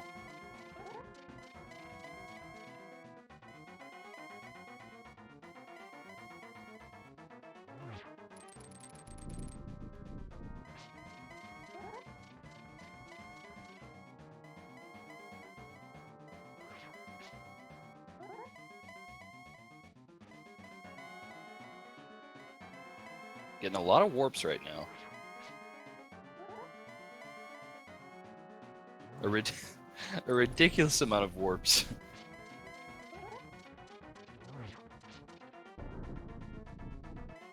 But we're going to be moving on to phase 4.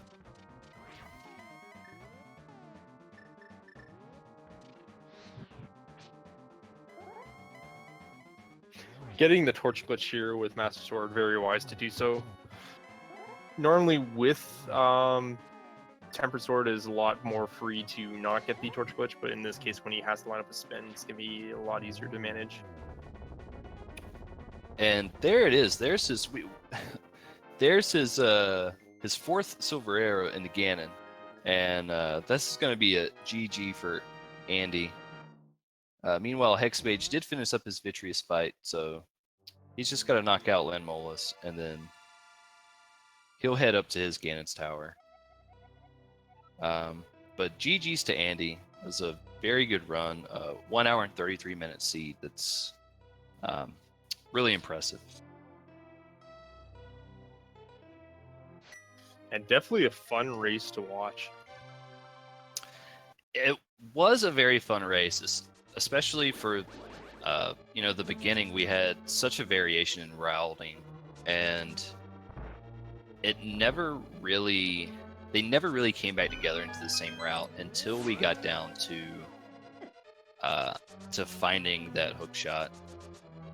So it was a very fun race to watch.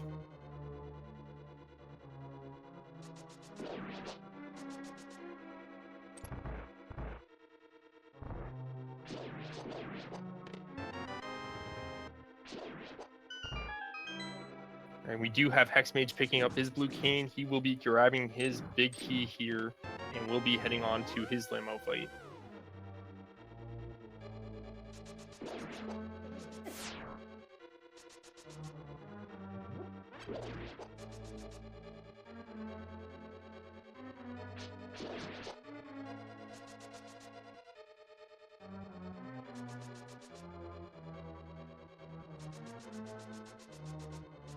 And we will see if Andy wants to come in for an interview.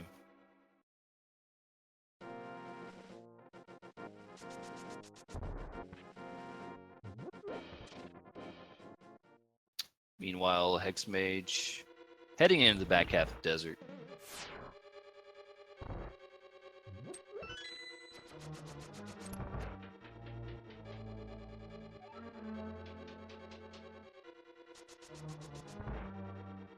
It does look like Andy will be joining us very shortly for an interview.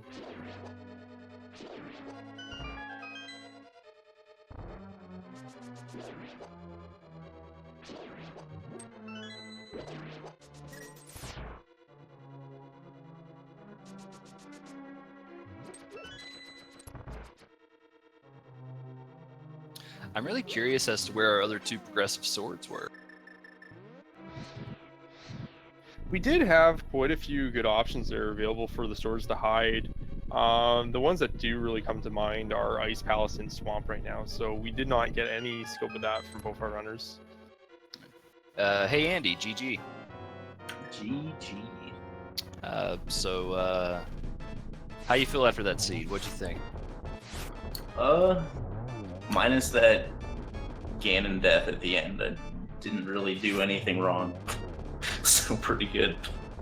Yeah, your routing was pretty on point. It worked out for you very well. The interesting thing is, from the very beginning, both you and Hexmage both had a very different routing, but it seemed to be working out for both of you.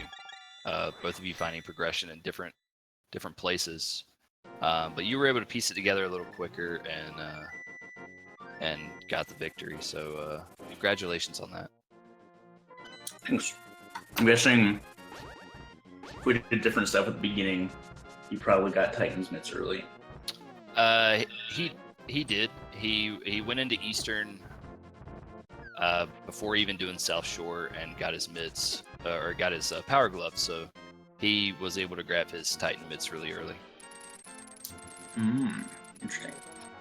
I don't know what I would have done if I'd gotten Titan's mitts that early, because then I probably wouldn't have gotten Cape early or Flute early, and then seen the bow and not been able to get it. It would have been interesting. Yeah, and that was one of the big differences. You got that bow really early compared to Mage, so you were able to clear out a lot while Mage was still looking for that bow.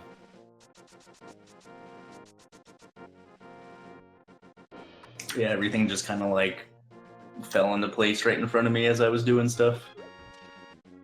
Yeah, and both of you were hung up on that hook shot and that Boots Lock Desert. So what do you feel about that hook shot location? I mean, it's not a good location, but there was no way I wasn't going into Turtle Rock, already being up there checking Death Mountain for the first time. Just because it's such a long trek all the way back there. So yeah, and I can't blame you. With the item density in Turtle Rock compared to Ice Palace or, one chest in Swamp Palace, and that play totally makes sense. Hexmage is entering Ganon's Tower now.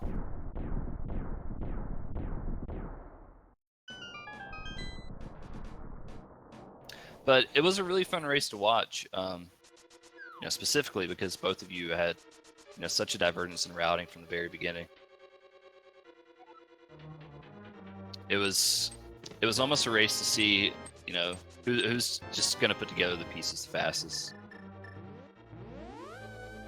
Yeah, it definitely was interesting to see Andy on your side, because you did have the early Hammer and Flute. Meanwhile, Hexmage did have the early Titan. So I would say, in your point, it definitely made your route a lot cleaner, whereas Hexmage did have to do a lot of double dipping with those Titans. And then Sword being in Thieves Town was nice, because then I could just go straight into Skullwoods and not worry about not being able to finish it. Yeah, absolutely. He didn't actually have that option because, once again, didn't have Hammer, didn't have the East Death Mountain access, wasn't able to get that Fire Rod. Oh yeah, Fire Rod was over there too.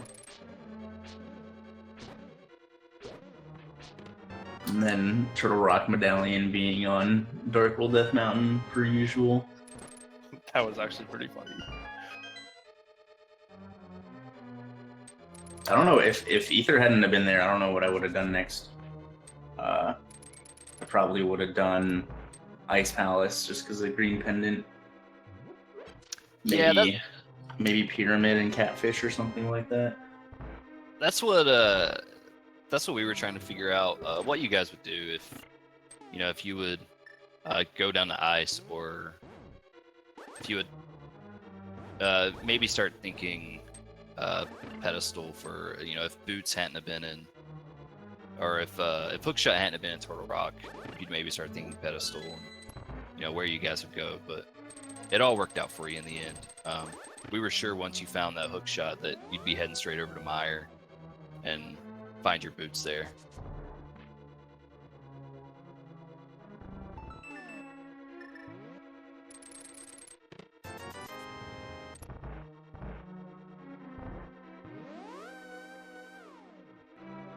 Yeah, once I saw Boots locked desert, I was like, oh man, this could be like my third hookshot list seed in the last like 3 days. But unfortunately not today. I must say it was a little entertaining for the C to make a point to give you hookshot first.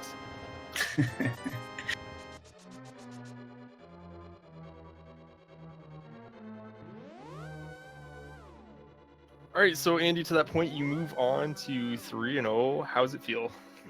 Feels pretty good. 3-0 is a lot better than 2-1. Yeah, I know that feel. Anyone you're looking forward to maybe racing round 3? Or sorry, round 4? That is a good question. I don't really know. There's a bunch of good names that I'm trying to think of how many 3-0s there would even be. Like 128, is that right? Yep, maybe. that's correct. So I don't know. Too many people to pick from. That is true. It is a big tournament, being 512 runners to start at least. Very diverse pool of skills and abilities, for sure. I can't say Chris because he's not in the Swiss stage, so. Feels bad. And the good thing about Swiss stages is, once you get up to, rounds 4 and 5, you're gonna be up against people who are very similar in skill level.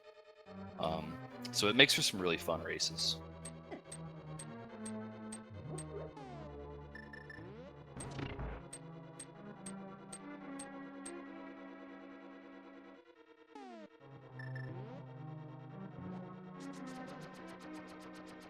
And looks like Mage is gonna use some cape strats to wait out the tile room.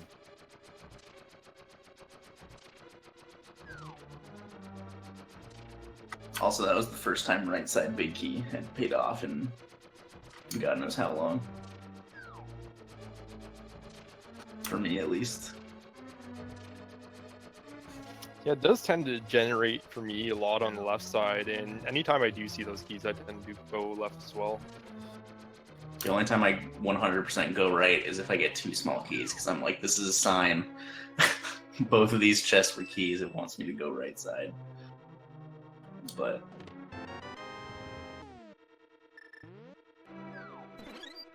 well, we found powder in tile room. So maybe that's where one of our progressive swords is.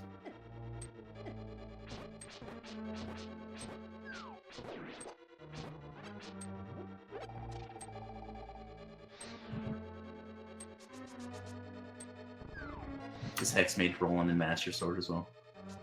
Yeah, he's still on Master Sword. But at least for both of you, you both found silvers for that Ganon fight. I don't remember where silver arrows were, but both of you found them really early, so they must have been in a pretty convenient location there at the start. They were Sick Kid. Oh, okay, yeah. That nice escape model.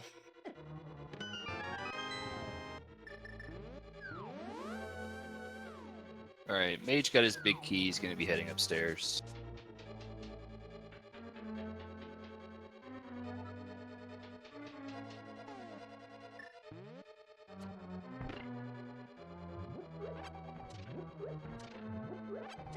But yeah, the seed itself didn't seem like a very bad seed. It seemed like it kind of led you in the direction you needed to go. You didn't have much in your way as far as really any trolley items. Just other than that hookshot location, really. But as far as I could tell, it seemed like a pretty good seed to run. Yeah, 133 with depth and 146 collection rate isn't too bad.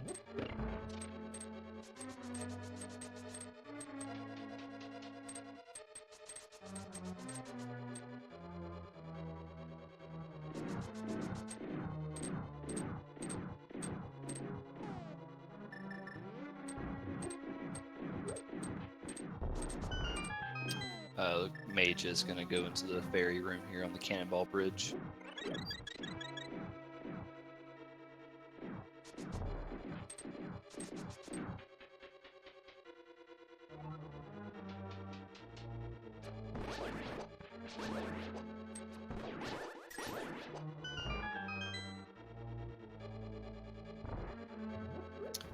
The chat does seem to be a bit disappointed that there were no hovers involved in this win. My hovers have been a little shaky lately. I also got boots really late, so the only hover I really would have done is Moldorm 2, but I wanted to kill the worm for a sword. So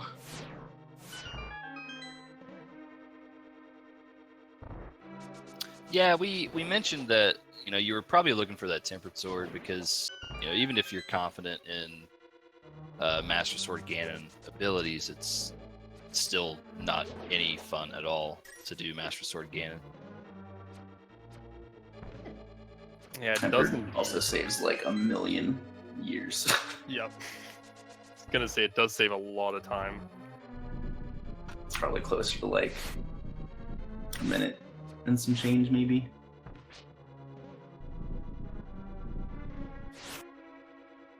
Or at least on average, probably, because you can guarantee 1-on-1 cycle Ganon with the tempered sword every time, but you can't guarantee quick Ganon phases with the Master Sword. Yeah, speaking of quick Ganon phases, that first fight, those first 3 positions that you got were incredible for doubles. Oh yeah, it was real nice. I need to take a look at there's a new Canis Maria block strat to get a 1 cycle first phase. Very interesting.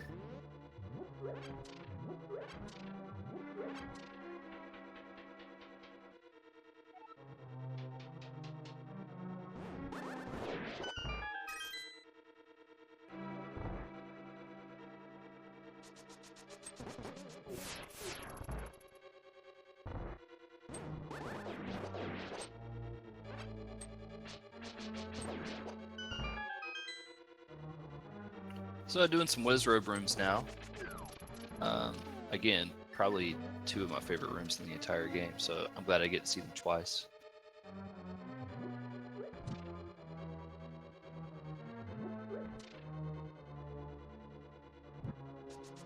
And I have no idea what sprite this is that Mage is using. I've seen it a million times, but I have no idea what it is.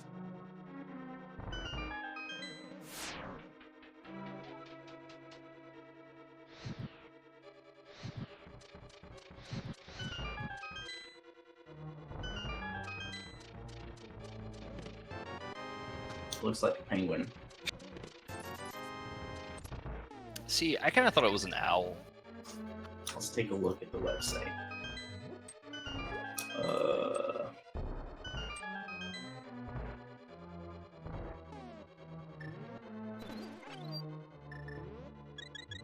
Yeah, it looks like a penguin to me as well.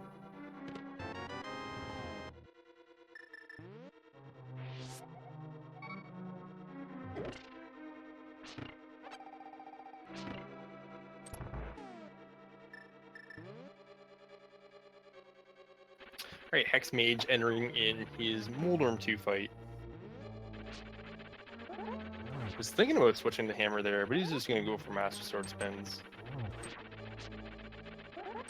He did get a poke off on him, so now he has to be careful not to do another spin, and he does, but he does happen to get the poke on Moldorm 2.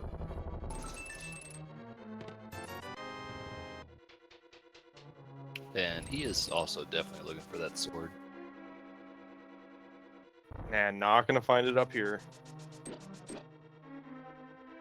Yeah, it's Penguin Link. I found it. Penguin Link. Also, I just learned that there's a cursor sprite. That sounds amazing. Yeah, personally, I'm still waiting for the Shy Guy sprite. I would offer to, to help make said Shy Guy sprite, but I do not have the ability to do such.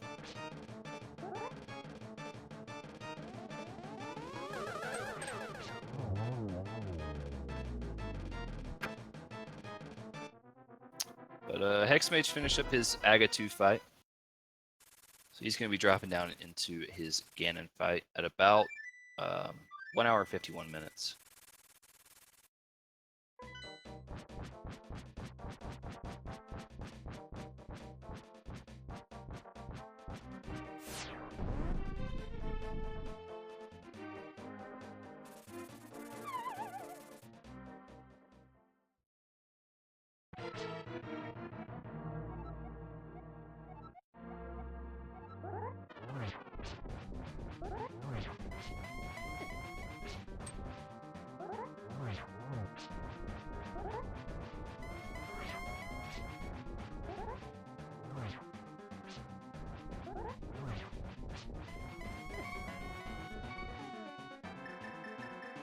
Getting some of those similar early good patterns too for Hexmage here.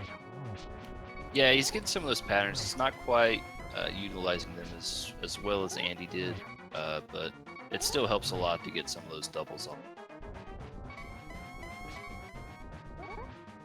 And he does have a fairy, just in case he takes another hit.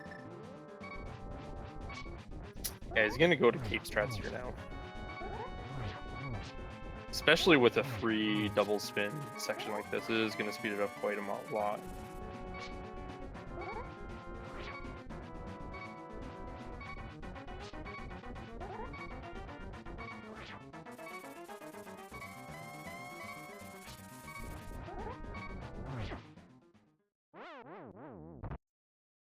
He does take a hit there. Fortunately, he does have that fairy. I'm not sure if he has another fairy or potion. But he should be out of face pretty soon.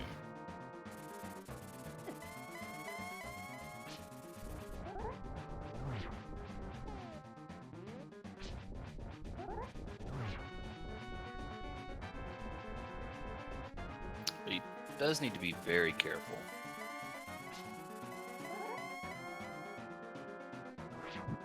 And looks like he's in phase 3 now.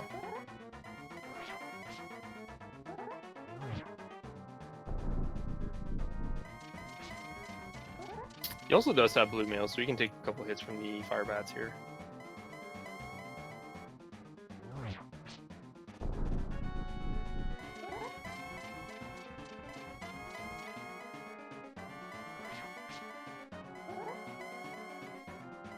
Yeah, gonna get those warps again.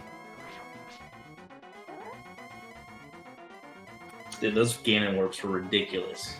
I swear that was like a solid 45 seconds lost just from Ganon teleporting. Yeah, that was nasty. I think it was 9 teleports on one phase of it.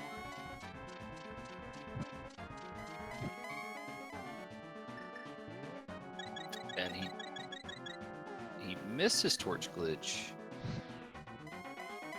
Got hit by that fire bat.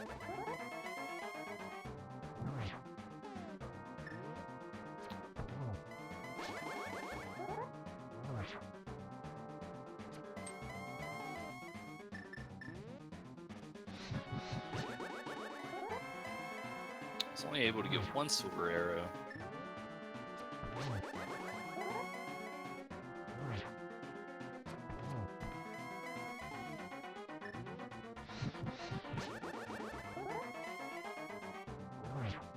He'll be getting his 4th silver arrow right here. GG, Hexmage.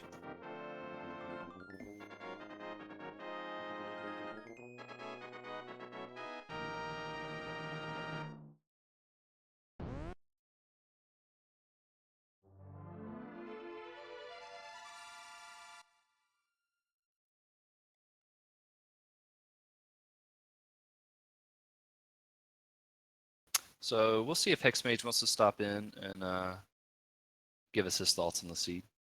But overall, really good run, fun run to watch from both of you. So really fun race. Yeah, it's always fun when the starts are so different. And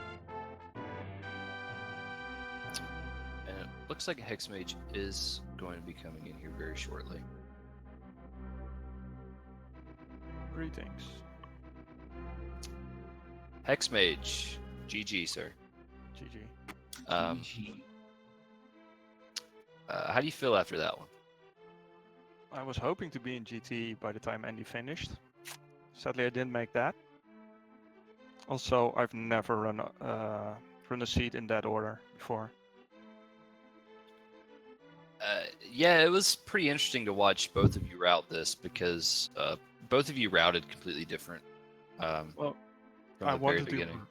I wanted to route completely different from Andy because I can't beat him in a straight up fight. He has way better execution, so I need to take risks.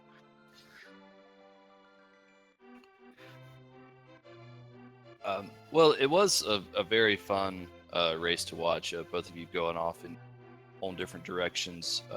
At that point, it was just a matter of who was going to piece everything together the fastest. Because you had Titans really early compared to Andy, but Andy did have flute and hammer early, and he did find his bow really early in comparison.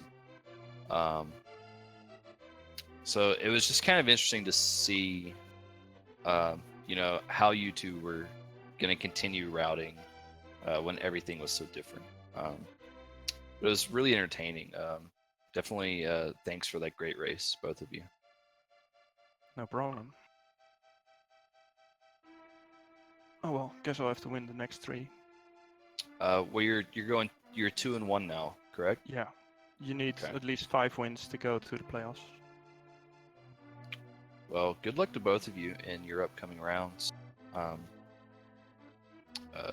It's definitely an honor to be able to commentate this race with Solsky. And thanks to our restreamer, Zelnus TV. And thanks to Willard for coming in the clutch and tracking for us.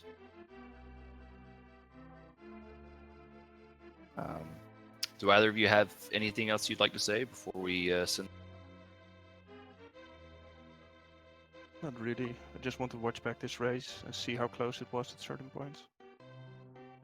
I recommend watching it back, just just for the entertainment of watching it, because again, it was a really fun match. I'm gonna do that for sure. Okay, well, I'm JC. Solsky, do you want to see us out? Certainly. Just once again, good game to both our runners, Hexmage and Andy. If you like what you see here today, please give them a follow. Great runners here. And also, if you are into Rando, then I suggest you guys follow Speed Gaming 1 through 5, a link to the past Randomizer channels 1 through 4 for all your Rando action. I've been Solsky, and I've been joined by JC in commentary. Have a great night, everyone.